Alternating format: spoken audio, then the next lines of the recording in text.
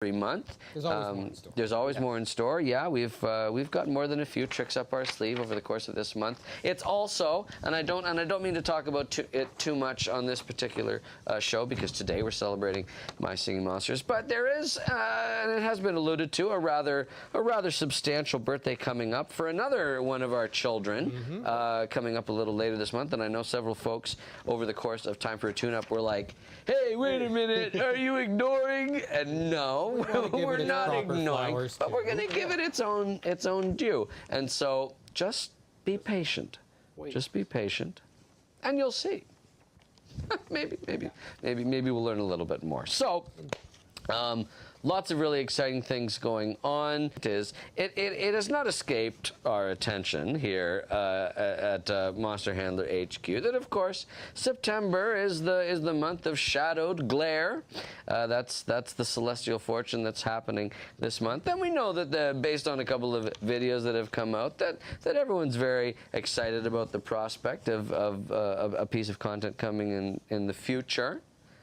Operative words, in the future. But we wanted to assure everyone that we have some pretty knock your socks off, really cool stuff coming in anniversary month. Some folks in the Handler Helper community were noticing that the format of this year's anniversary month, specifically which island spotlights are happening when, is a little different than years previous, and that was done deliberately because we wanted to have an even greater resonance between the islands that were being spotlit between My Singing Monsters and between Dawn of Fire. So you'll notice that with each passing week, the island and islands that are spotlit in Dawn of Fire and My Singing Monsters respectively have a connection to each other. So in years past, week one would have consisted of Plant Island, Bone Island, and Mythical Island. This year we switched things up. We did a substitution in there. We put Magical Sanctum in lieu of Bone Island. Why? It's because for you, my beloveds, you had been wondering when there would be more opportunities to get fairy element monsters to ascend your adult Skaratar. So that's what that's for, is that at the end of August... Bleatnik and Sporo, what are their origins? So, Bleatnik and Sporo, for those of you who are musically cultured, you will know that Gajoob, the plant mythical, is a reference to I Am the Walrus, Google Gajoob by the Beatles. Exactly. So, Bleatnik specifically has less to do, I think, with its physical design, which kind of evokes this alpine goat thing, and more to do with the sort of psychedelic quality of its musical singing that is a reference for us as the creators of the character to the sort of psychedelia that exists in sort of the Beatles middle period there. But in universe, it also is a reference to the fact that Gajoob really likes sleeping. Okay. Is a strong... it's my favorite part of the day. I got like 3 hours of sleep last night. As soon as you said it, I was very excited. I was very excited about the update today, and I was putting finishing touches on stuff and getting stuff ready to go, and I was like, oh, I can't sleep. I was very excited. And especially because we get an opportunity to do this today. Well, I slept like a baby. Why? Because I knew I was going to be on live with my friends. Isn't that nice? So Bleatnik is sort of inspired by the kind of psychedelic soundscapes and visions that one might have in a very, very deep sleep. And then as far as Sporo is concerned, an interesting thing, of course, is that Yostrich, as a mythical monster, really feels at home on Air Island and not too many other places. Mythical Island is kind of an exception. Why? Because you'll find out. Because you'll find out. Ostriches love flying. Sure, that's what they're known for. But on Air Island specifically, because the plant element is not present on that island, I think that Yostrich kind of yearns for some sort of like plant life in its life. And so as far as the element of plant is concerned, we've obviously in the past combined and conflated like fungi with plants, which if you're a taxonomist and you know your animal and plant and fungi kingdoms, you'll know that plants and mushrooms are two different things. But for the purposes of My Singing Monsters, we kind of sometimes put them together. The fairy element magical sort of ends up being like a fungal replacement as well, but I think it's because there aren't a lot of naturally occurring mushrooms on on Air Island that Yostrich kind of like dreams about them. Aww. And then that's how it sort of manifests in Sporo. It's like a bird-like thing, which it is itself, but it has the cute little. That makes sense to me. Sporo's great. It's one of my favorite monsters. Yeah, exactly. It's been stated that the monster world is much older than the human world, but I must ask, does this statement only apply to the respective planets, or does it apply to the respective universes as well? They must ask. Jordan must ask, does this statement only apply to the respective planets? I want to make sure I'm answering this question correctly. So the monster world, when I say the monster world, I am alluding to the reality, the entire reality that includes Anglo's distant planet. It's sort of its own like total universe kind of thing, and it popped into being, you know, during the big clangor and then the subsequent primordial cosmic hush, and all of those things swirling together make up the history of the monster world itself. It's much older than the human world. Yes, that's true. Does it apply to the respective planets or the respective universes as well? So the Stablo Mjehuricha, the world tree of the Big Blue Bubble multiverse, of which the human world is a bubble, is a world, sort of divides these things up, but there's a lot of crossover. So the monster world is very old. The Thumpyverse is even older than that. I think Thingia is a little bit older than that as well, these ancient realms. But the monster world itself, when I say that, I basically mean the like toroidal planet that all of the action of the game takes place on, as well as the like universe that sits within that reality, which for me also includes. You could say the same thing about Anglo's the human home planet. like, Yes, exactly. We talk about like our world, our home world, but realistically, it's only like 3,000 years old. But I mean, for humans. Sure. I don't know about that figure, but anyway, we'll get into it later. But I know what you're saying. But like when we talk about like what is real to us, Pluto, Alpha Centauri, those are real for us too. They're all part of our main reality. We have our like home world that we live on here on planet Earth. But the whole thing is sort of one set group, if that makes sense. Yeah. In on a bit of a behind the scenes clue. Sometimes you can just make it up. Well, okay. You can just. For the Tuskies trees specifically, does Tuskegee just sort of grow them on their back as part of life, or do they take them and put them on their back from somewhere else? Yes, much has been said about the Tuskegee trees on its back because it does not have the element of plant itself. This is a major scandal for the handler helper Is it? community. I didn't know that. Yes, they're always going. Though Why do they have the They don't have. I did frolic in a nice little forest on the back of a rare Tuskegee. Yes, you did. That maybe been either bigified I didn't even know I was on or it was bigified. I do think I mentioned. I'm like, I don't think I've seen these trees before. So maybe it's a weird occurrence that's happening. So I think that the Tuskegee as an organism is large enough and, quite honestly, kind of au naturel enough that I think that these plants just like take root. I think sometimes this is sort of an extension of the previous question, where some of them just sort of like naturally grow. It's sort of like a sloth growing algae situation. I was going to say that too.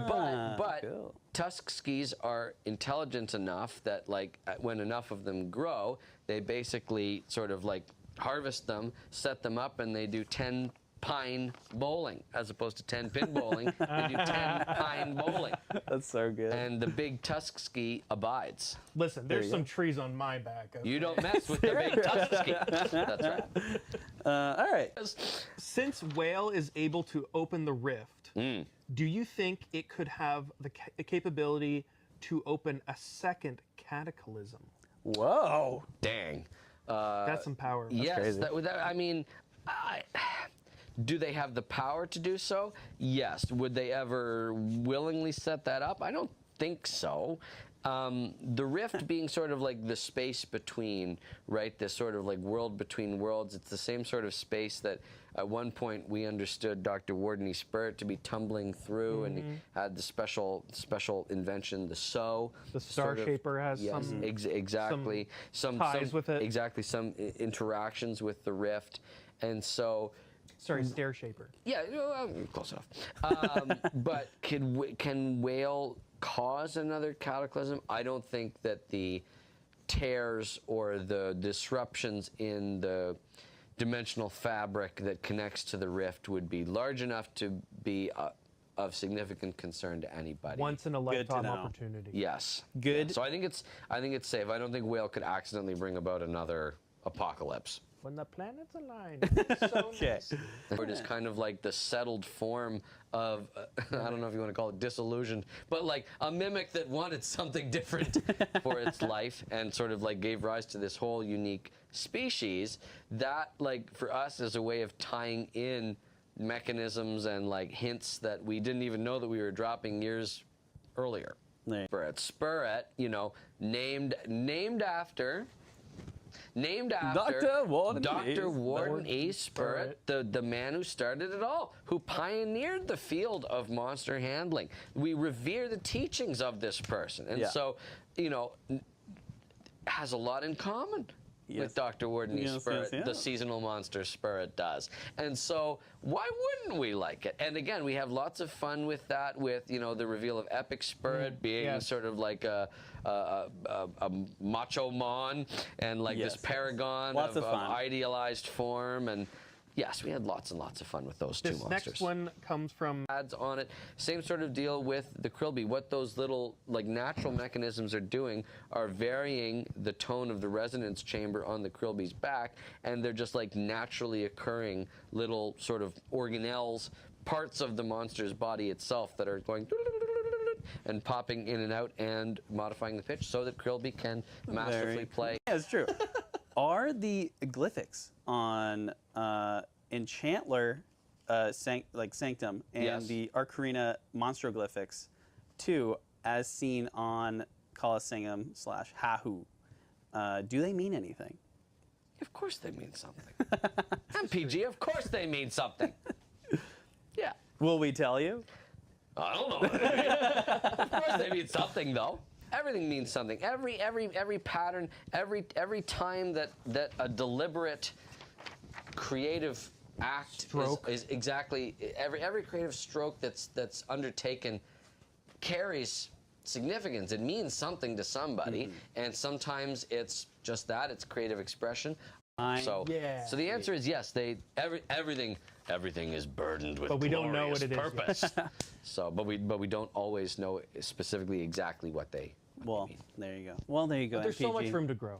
Absolutely. And if 13 years of My Singing Monsters is any indication, mysteries that we've previously held up as being totally unsolvable may one day be solved. Yes. We have some flugels, a multiple flugi. I like that. Yeah, Yeah, flugi. fluga. So, progressively more disheveled as it goes, it looks like. Yeah, I would say. Yeah, I like the layered horn.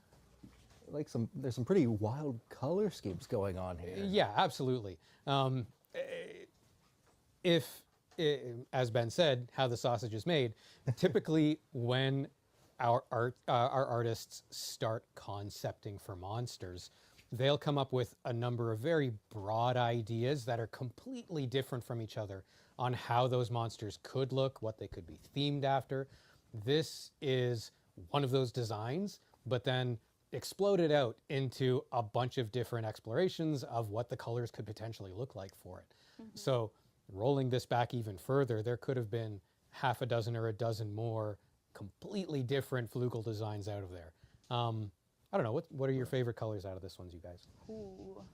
I think I like bottom right the best. Bottom right, Bottom yeah. right. But like what you're saying is like the art doesn't even like these are all kind of the same shape-ish, but starting out they could be completely all separate designs. Right? Yeah, we might be seeing some of those as we go further through Oh. these. Yeah, I but think in the future ones. yeah, let's take a look at Yeah. the next one, Charlie. Oh, Oh, more So again, colors. picking one of those and then further digging into even more colors. Pretty wild stuff. Yeah, let's keep on rolling through these. More Flugels. Yep. Again, picking one. Let's go a bit I can- deeper. Add I some can detail. barely tell the I know. I'm difference. trying to figure out Yeah, what's the different what- with these. All oh, right, I let's think see. There's a game the to spot the arms are difference. different, I think. Yep. Length of the arms is different. So many things that are different and included in each one. Yeah, we got some notes in here. Zoom and enhance. What do they say? Might get in the way of legibility. Adding the little tufts at the end of the elbows. Oh yeah, Might you not don't want understand to. how it moves after that. Right, you don't want a monster design to get too busy. Yeah, exactly. Once you start adding these minute details, some of those things get lost in the animation. So we've got those little tufts of fur at the end of its elbows. Like, once it starts performing, you might not understand what's happening at that point. Length of the tail, same thing. What do we got next? Oh, We got some our Epic ostriches. Yosh. our epic Yosh. ostrich. Yoshtrai. Yeah, yeah. Yosh Yoshtrai. Again. Yeah. Different legs in this one, I see. Mm-hmm. Cat-like. Yeah. Yeah, kind of like a exactly. lion. Little Is that like chimerish. a chicken foot above it? Chicken There's foot, yeah. definitely a chicken foot in there. We've got sort of that raptor bird-esque thing right there in the middle with the star that we ended up rolling with. What's your favorite variant? Oh my gosh, yeah. Rare Yostrich's Bad Hair Day is definitely one for the ages. Exactly. Oh yeah. Sets. All the varieties of what your librarian / teacher could potentially look like. I love the hairdos that we're rolling through here. We've got a couple of beehives. We've got a couple of extremely large frocks at the top there. Different glasses, shapes. These are fun. I believe this one's actually for rare bookworm. Was this rare bookworm? it? Yes. Oh. Ah. Yep. Oh, that's a colorful Oh. one. Wow. Fun.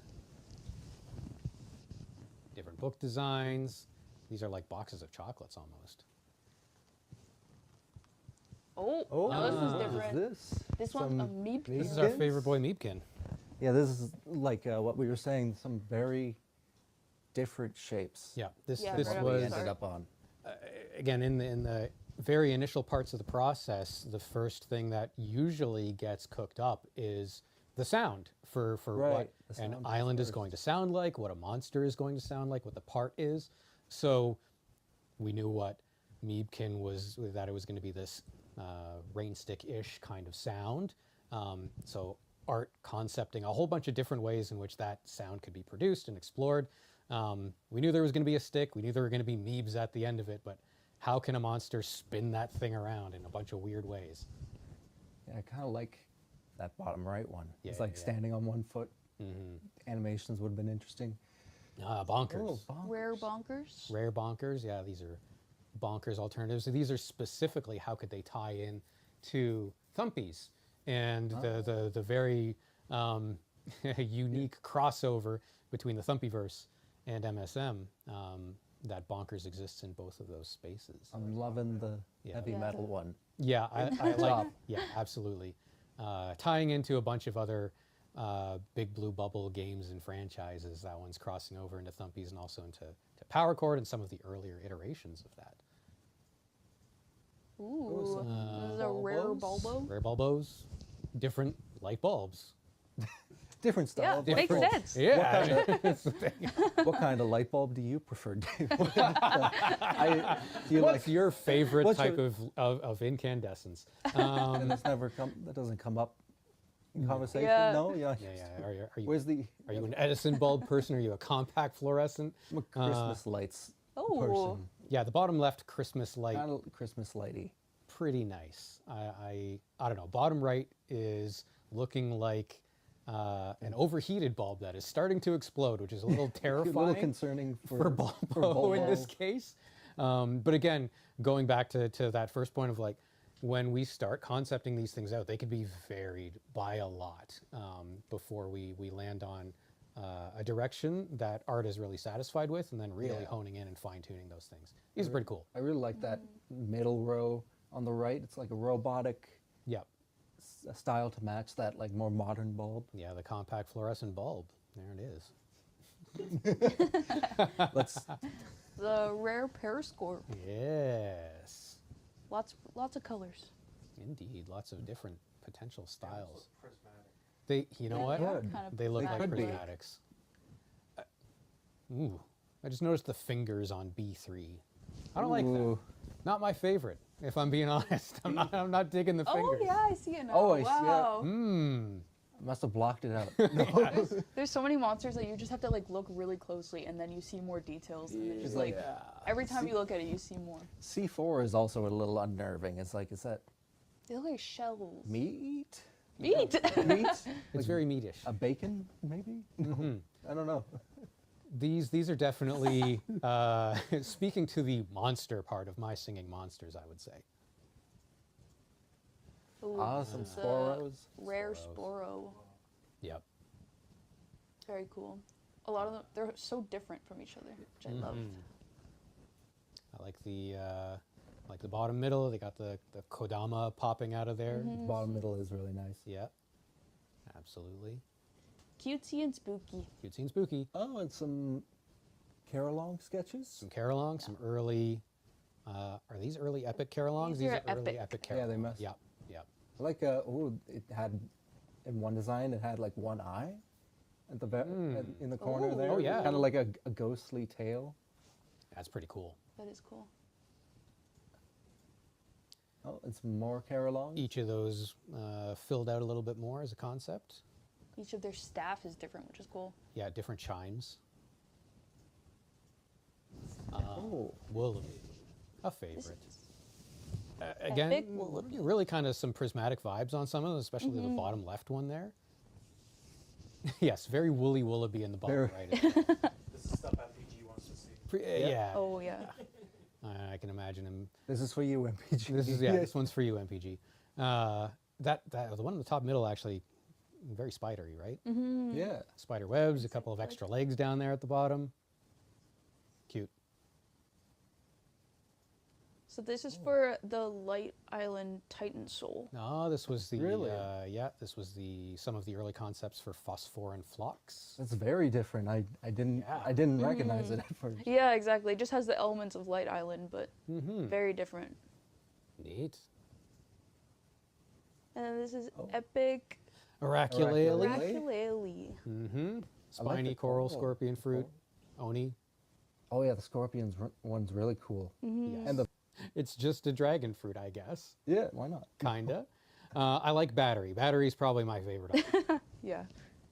It's pretty neat. This is the last one. Ooh. Ah. So the different faces of the monster. Yep. Nice, nice.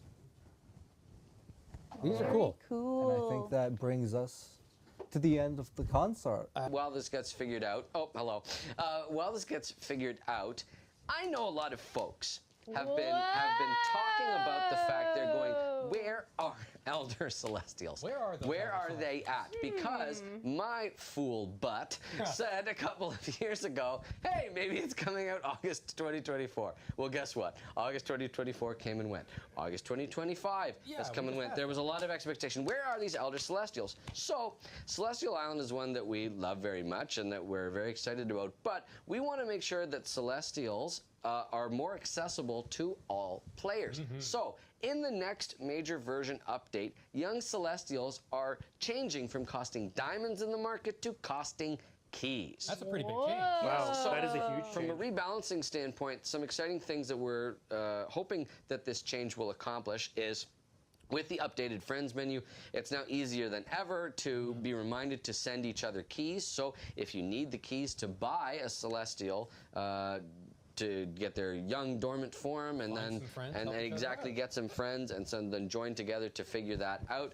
The other thing too, of course, is that keys thematically. I keep gesturing to the camera and they can't see it because of the graphic. But anyway, I'm very excited. Imagine my arms flailing around, Gesticulating like crazy. exactly. But keys, of course, are thematically connected to Celestials because they are the condensed stardust of the big clanger event that gave genesis to the monster world. So that's also very exciting. And we will continue to hold the Lucky Star promotions in the future, where there's even a further discount on the monster during their respective month. So I can officially announce that in the market. So Ludwig will be the last, and so then the first it will kick off with Tort.